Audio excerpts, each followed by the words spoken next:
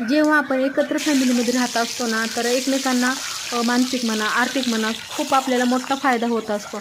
आणि जर का एखाद्या व्यक्तीमुळे आपल्याला जर का त्रास होत असेल, खास करून स्त्रियांनाच त्रास होतो. कारण ते एखादी नवीन सून असेल ना, तिला लवकर ॲक्सेप्ट केलं जात नाही किंवा मग एखाद्या घरात ना सासूनं इतक्या छान राहतात ना, की सांगूच नका. मग एकदम लास्टपर्यंत निभावलं जातं किंवा काहीतरी प्रॉब्लेम येतात आणि माणूस म्हणतो की काहीतरी प्रॉब्लेम येतोच.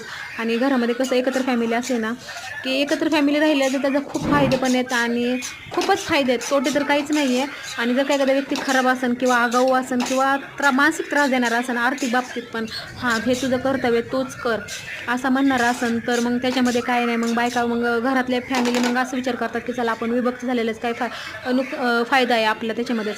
आणि मग काही वर्षानंतरच्याला मग परत असं वाटतं की बाबा जर का आपण एकत्र राहिलो असतो तर आपल्याला आर्थिक मानसिक खूप फायदा झाला असता. आणि शेवटी रक्तातलेच मदतीला येतात, बाहेरची मदतीला येत नाही. त्याच्यामुळे एकत्र राहा.